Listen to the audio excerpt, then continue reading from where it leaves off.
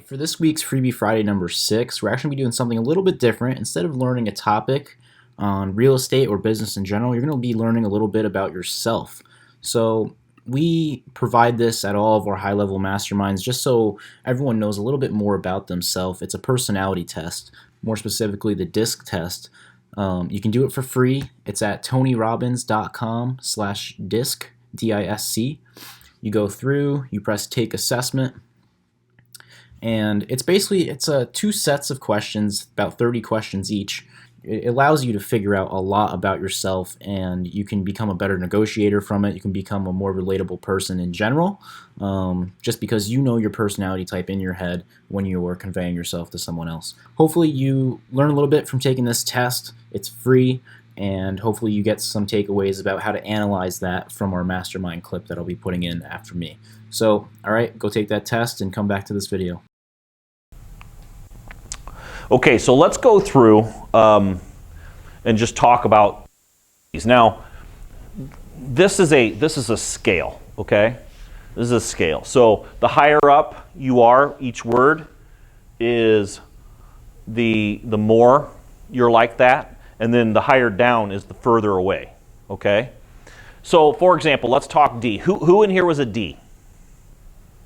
So 1, 2, 3. And I was actually a D as well. So Patrick, Warren, 3, 4. Okay, so typically we've got Tyler's not a D either. You're a C. So 1, 2, 3, 13, 14, 15. So we got 15 people in this room, okay?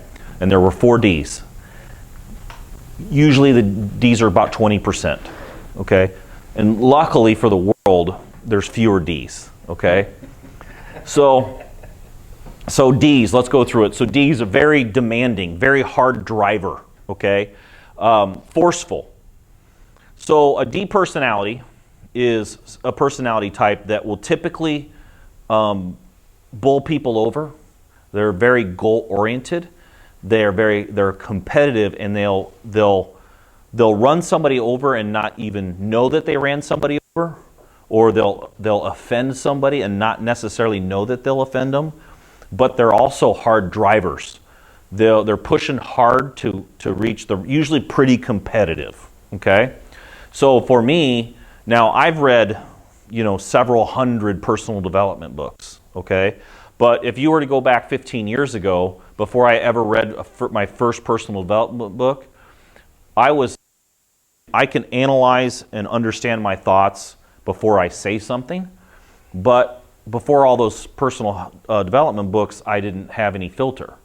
So I would tend to, I would hurt somebody's feelings and not even realize it, and even worse, not even care. And so, but I was so laser focused that no matter what, I'm gonna. Okay, so every single personality type has like pluses and minuses. So D personality, with being a hard driver, dominant, typically Ds will a lot of times end up being a leader of a company, maybe even. They're very good. They're pushing very, very hard to achieve a specific goal, okay? Downside is they have to be very careful of how they talk to people and how they just treat people in general. Okay, so for example, you would definitely, we're going to go through S's. Who in here is an S? We got Josh. Are you the only S? I was really surprised. I'm really surprised that you weren't an S as well. That's my next one. Yeah. So you have to mix in some S's in with a lot of D's, just because the S's will kind of keep the S's are really good at keeping balance and keeping peace with people. So let's keep going here. So an I. So I's, who in here is an I? Were you a D? It was DI. Yeah. Okay, but who had their dominant was a I? Okay. All right. So I is So Trina that just walked in here, she was a 99I or 97I. An I is typically gets along well with a lot of people. They're a people person. They're actually, I call them the life of the party a lot of times. They're typically like being around people, where D's don't. D's don't really like being around other people. We're more reclusive and typically just do really well by ourselves. I's get energy from other people. So, life want to see people, want to interact with people, and fun, very fun people in most cases. So again, hands of I's. Okay, so now in business, an I is a really good personality because they can typically build a relationship very quickly with people. If I were to put Tina in a room, a crowd full of people let's say at a restaurant or a bar, she's gonna make a friend within the first 5 minutes if she knows nobody in there. If she doesn't know a single person, she will introduce herself and make a friend with somebody within 5 minutes. Okay, that's just, they get energy. So when you anybody in here a DI? Okay, a DI will, now if you combine both and you're a hard driver but also a people person, that's the perfect recipe for sales.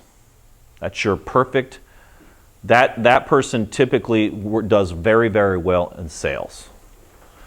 What do you do all the selling? And what did you do before real estate? I was in sales, yeah. Okay, there you go. And if I was to stop doing it, I would always go back. Yeah. So naturally went right to what makes them happy, right? Okay, let's talk about S.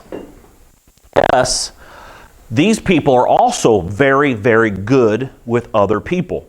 Typically, S's build relationships very, very quickly. But S's are also very stable. They don't get super high highs and they don't get super low lows. They don't get overexcited when something happens. They keep their calm and keep on moving. Very even keel, okay? So they're really good with people, but they're also very good at, like you give them a task, they get the task done, okay? So another thing about an S is they care about people to a very high level. Typically, S's run charities. If you find a charity, find the top person that started the charity and they took the test, typically an S. Okay? That's why when we were talking earlier, you said, hey, one of my faults is I actually care about people to a fault. That's one of the things that triggered me to why I thought you would be an S. So S's typically make, you can hire an S and you could do everything, not leave. They're very loyal, okay? But everybody has their limits, right?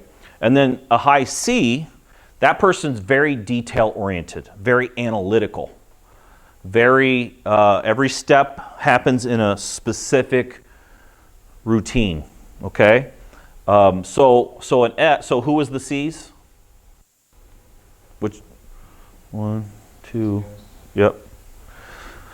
So, which I thought you were going to be a C as well, but you were an IC, right? Yeah.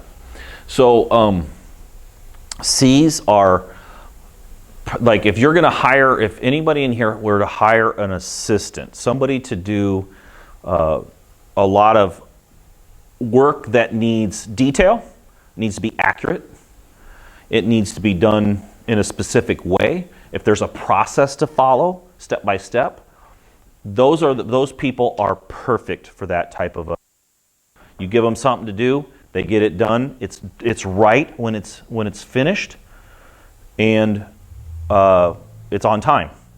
If me as an employee, if somebody were to give me a bunch of things to do or something to do, I'm going to rush through it, get it done really fast. If it's right, great. If it's not, no big deal. It's done.